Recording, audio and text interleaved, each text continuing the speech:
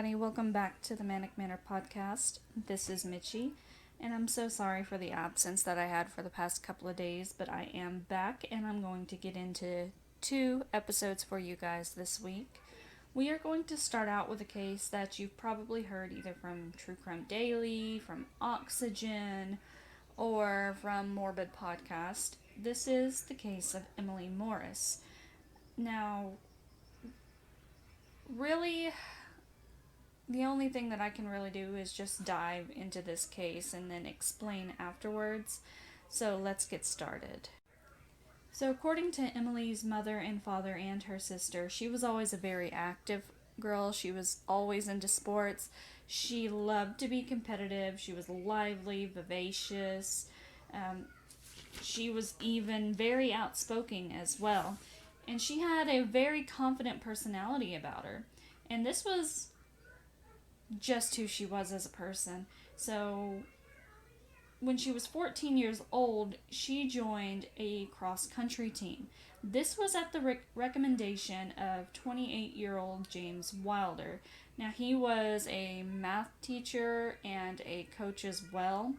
He had wanted her to join in on this team, and everyone on this team, apparently, they adored Coach Wilder because they said he was very charismatic, and even Emilie seemed to thrive underneath him for a little bit, underneath his wing. He was teaching her these awesome techniques to better herself so she could go on and get scholarships or whatnot. But around sophomore year, things started to take a turn for the worse. So this is around the time that Emilie had turned 15 years old. She was into springboard diving around this time, but she started to develop appearance issues. And not only that, it looks like she was also becoming more reserved.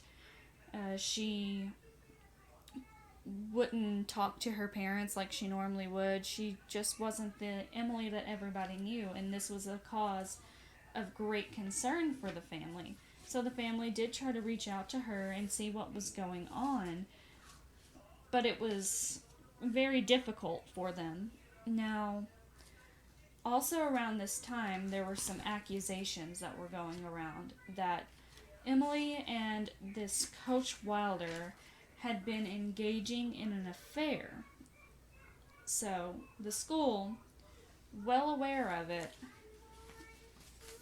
pulled the family into a meeting, or I'm not sure if it was the family that pulled them into a meeting. Either way, they ended up going into this one-on-one meeting, and there Emilie and the coach both denied that any of this had happened, and it seemed like the school was just dismissing it, and even though Wilder was dismissing the claims and saying that they were false, he had this blotchy looking face, according to her mother. Things just, it didn't add up and it didn't look right. But even with all that, the school pretty much just dismissed it like it wasn't real, it was a false accusation, and they let it go. And that was pretty much the end of that for a while. But for Emilie, she was still having issues. Fast forward to even graduation, she started developing issues with depression, bulimia, even alcohol abuse issues. And eventually, she did come forward and admit to the claims that there was an inappropriate relationship that was being done.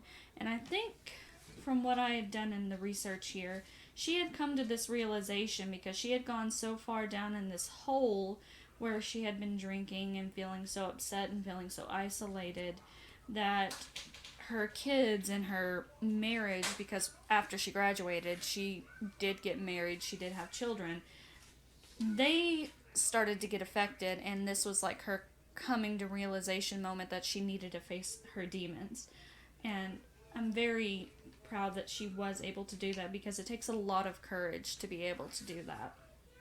So she goes and files a report with the police office in her area with I think it was St. Louis. There was an officer there that did believe her, thankfully, and she decides that she's going to put a wire on herself and meet with this James Wilder, kind of like saying that she's wanting to have closure. But of course, this guy kind of knows what's going on, and he's questioning her when she gets into the car, asking, do you have a wire on you? And of course, she kind of plays it off like nothing's going on. So, this conversation that she has that's recorded, you can find it on YouTube. I might be able to put it in the show notes. I'm not sure. It just really depends, but I know it's got to be somewhere online. Over 80 minutes where they talk about their relationship back in high school when she was just 14 years old and he was 28. And I'm pretty sure he was married at this time as well. And in these conversations, he does admit to doing these horrible things to her as a child, but you also hear him gaslight and blame shift her. And it's very disgusting. And I couldn't fathom how he would think that any of that is okay. But after this conversation, she does leave, and she feels like, she's finally got it. She's going to bring this guy to justice, and everything's going to be good. So, according to her friends, she said that everything was good. Like, she was in a very good spot in her life at this moment. She was so happy, thinking that she was finally going to be able to put the past behind her. But, unfortunately, on the evening of November 2nd, 2014, she passes away. Now, Emilie's father would not find her until the 4th, 2 days later, in her bedroom. And it looked like she had been in bed throwing up or something along those lines, because her head was in the trash can. And her father said at that time, when he touched her and was trying to get her up, that he just knew that she was gone. And she was 35 at the time of her death. Now, some theories that people have come up with was that she had a history of alcoholism that could have led to her accidentally suffocating herself. But the family doubts this because she was wanting to bring this abuser to justice, and she was at a good point in her life and things were turning around. She did have issues with depression and alcoholism and eating disorders like bulimia as a result of this trauma, and it haunted her life, but she was bound and determined to turn her life around for the better. And that's one thing that was agreeable from all of the resources, was that despite everything that Emilie had gone through, she wanted to bring this man to justice. Because even in the phone, even in the conversation, the recorded conversation, you can hear how he has no remorse for what he did. And even at one point, she's asking, did he even care about her? And he's beating around the bush. And for her to be as young as she was at the time and be that impressionable, that is very shitty of somebody to do.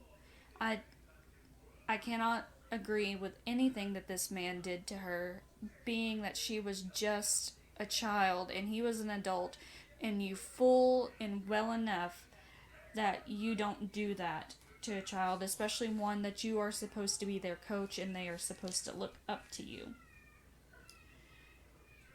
Now, unfortunately, since Emilie had passed away, according to the authorities, they claim that they could not verify that the crimes that happened, because even on the recording, although he admitted to sexual activity with her while she was underage, they said that they couldn't verify if she was actually underage.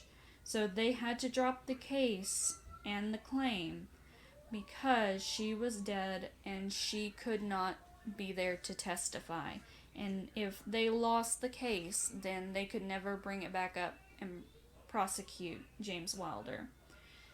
So even though they were able to arrest him after the recording and everything, because she had passed, he was released.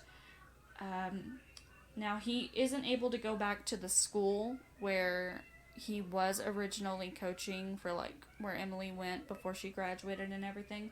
But apparently he is still able to teach because he still has his license, and it is presumed that he is still in the St. Louis area. And it's disgusting, honestly.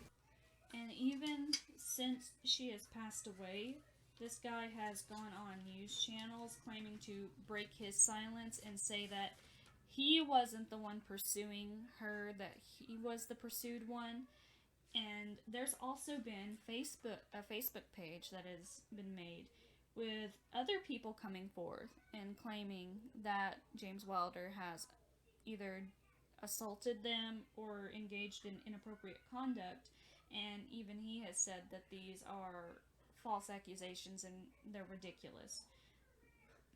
But I still just can't wrap my brain around the fact that even though he admitted on a recording and he clearly felt no remorse for it and made jokes on the recording about getting back with Emilie, he was still able to walk away a free man.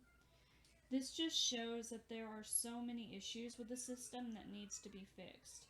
This, and it's not just in the St. Louis area, this is all over the United States and all over the world. When it comes to people coming forth with their issues and trying to report crimes that have been committed against them, and a lot of people ask why people don't come forward sooner. This is actually a prime example of why it's so difficult, because even when people do come forward, there is always going to be some sort of issue, whether or not the person can be successful in it, or they try to claim that it's false and that they were the actual bad guy. But there's deep-rooted issues that have to be fixed, and I think that everybody can agree with that in some way, form, or fashion. But that is the tale of Emilie Morris. That is her story.